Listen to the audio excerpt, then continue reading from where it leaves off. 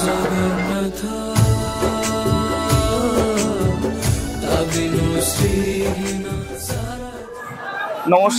Explore বাংলায় আবার আপনাদের সকলকে স্বাগত। আজ সকাল সকাল আমরা চলে এসেছি শ্রীরামপুরের মাহেশ মন্দিরে। প্রত্যেক বছরের নয়, এবছরও এখানে শুরু হয়েছে জগন্নাথ দেবের স্নান যাত্রা। হ্যাঁ, পুরীর স্নান যাত্রা তো অবশ্যই সেটা বিখ্যাত, কিন্তু আমাদের এই পশ্চিমবঙ্গের মধ্যে প্রভু জগন্নাথ দেবের স্নান যাত্রা বলতে সকলেই যেটা জানে সেটা হচ্ছে মাহেশ মন্দিরের স্নান যাত্রা। এবারে স্নান যাত্রাটা অনেক সকাল সকাল ভোর 4:50 থেকে শুরু হয়েছে, তবে আমাদের আসতে বেশ কিছুটা দেরি হয়েছে। আমরা এখানে পৌঁছেছি 5:30 নাগাদ, আর মূল যে স্নান যাত্রা অনুষ্ঠান 6:20-তে। তো পুরো দৃশ্যটাই আপনাদের দেখাবো যে এখানে কিভাবে স্নান যাত্রাটা হয়। আমাদের সাথে থাকুন এবং গোটা ভিডিওটা দেখতে থাকুন। বছরের এই আজকের দিনে জ্বরে পড়েন জগন্নাথ দেব, ধুম জ্বর, সঙ্গে সর্দি কাশি।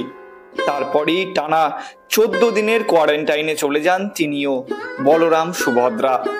আসলে আজকেই যে প্রভুর স্নান যাত্রা, 108 ঘড়া কনকনে ঠান্ডা জলে স্নান করে এই অবস্থা হয় তার।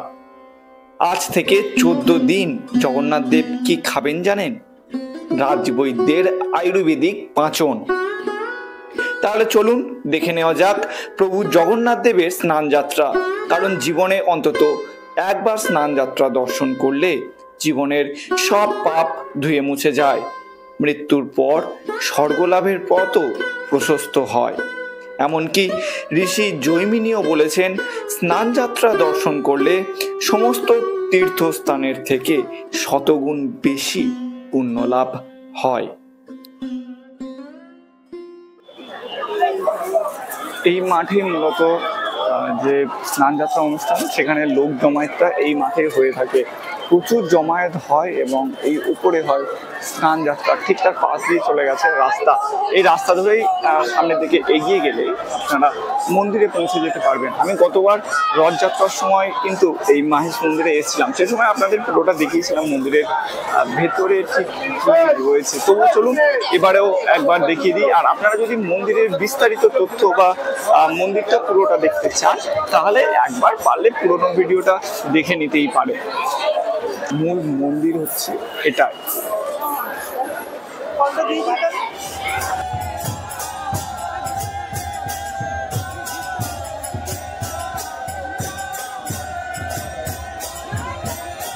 মাহেশ মন্দিরের মূল গর্ভগৃহ হচ্ছে এটাই। এই মুহূর্তে কিন্তু জগন্নাথ দেব এই মন্দিরের মধ্যে নেই। এখনই স্নান যাত্রার জন্য জগন্নাথ দেবকে যে স্নানের যে জায়গাটা সেখানে নিয়ে যাওয়া হয়েছে, তবে গর্ভগৃহের সামনে কিন্তু এখনো ভিড়টা রয়েছে। আসলে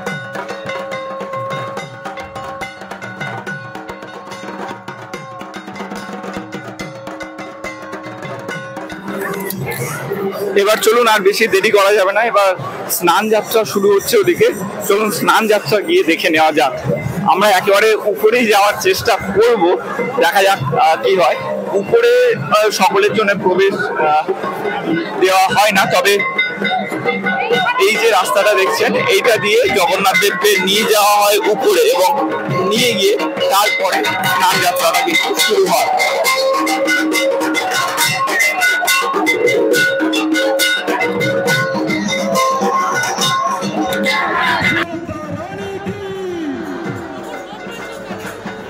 প্রথমেই নিমদাতন দিয়ে দাঁত মেজে দেওয়া হচ্ছে প্রভু জগন্নাথ দেবের।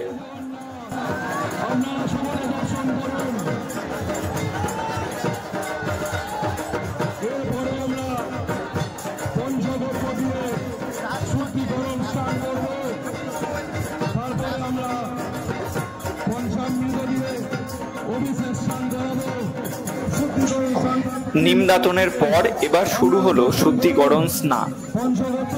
পঞ্চগব্য দিয়ে শুদ্ধিকরণ স্নান হচ্ছে।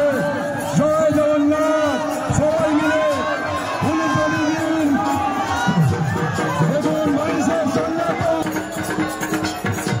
জগন্নাথকে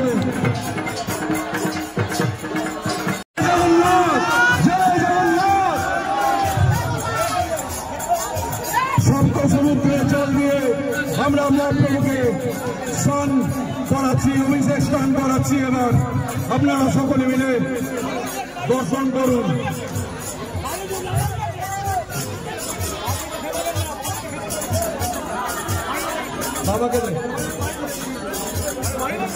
এবারের অনুষ্ঠান শুরু হয়েছে ভোর 4:50 থেকে এবং সে তখন থেকেই মানুষের ঢল নেমেছে। আমি এখানে পৌঁছেছি 5টা, 5:30 নাগাদ। তো সেই মুহূর্ত থেকে এখনো পর্যন্ত, এখন বাজে ঠিক 6:40 চলছে এই মুহূর্তে স্নান যাত্রা। কিন্তু তার মধ্যে এত মানুষের ভিড়, এত ভোরবেলাতে এত মানুষের ভিড়, সত্যি যে মাহেশের মতো একটা ঐতিহ্যবাহী জগন্নাথ দেবের স্নান যাত্রায় এতটা মানুষের ভিড় অভাবনীয় একটা দৃশ্য এই মুহূর্তে আমরা দেখতে পাচ্ছি গোটা মাহেশ মন্দির চত্বর এবং মাঠ জুড়ে। এবার স্নান করানো হবে প্রভু জগন্নাথ দেবকে। এক্ষেত্রে আপনাদের জানিয়ে রাখি, পুরীতে যেমন 108 ঘড়া জল ঢেলে স্নান করানো হয়, মাহেশের ক্ষেত্রে নিয়মটা কিন্তু একটু আলাদা। মাহেশে 28 ঘড়া জল এবং দুধ ঢেলে জগন্নাথ দেবকে স্নান করানো হয়। দেখুন জগন্নাথ দেবের স্নান যাত্রার সেই বিশেষ মুহূর্ত।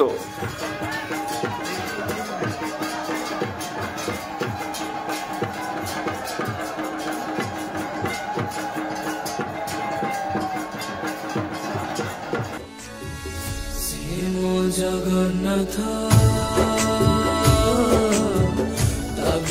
শ্রীহীন সারা জগৎ। জয় জগন্নাথ, জয় জগন্নাথ।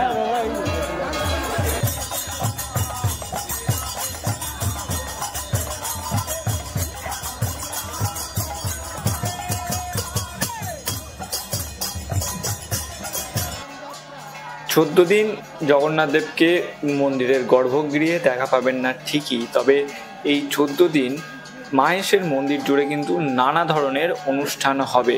তো চাইলে আপনারা ঘুরে আসতে পারেন এই সময় মন্দির থেকে।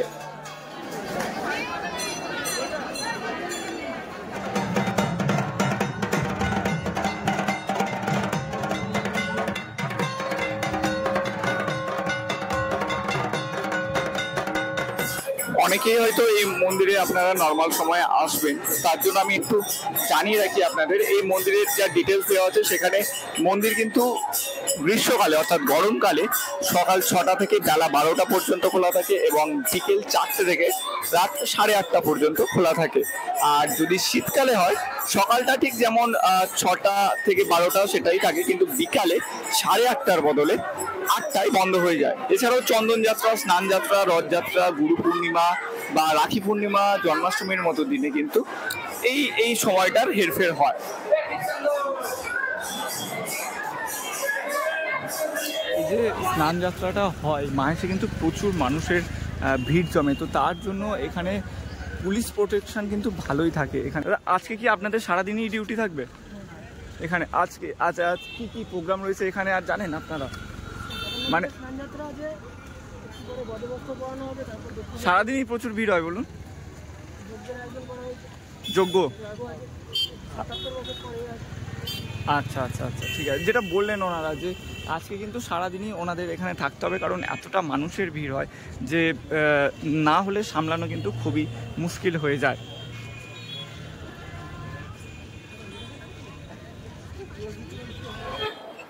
কিছুক্ষণ আগে শেষ হলো জগন্নাথ দেবের স্নান যাত্রা। দেখতে পাচ্ছেন এখানে স্নান যাত্রা হচ্ছিল।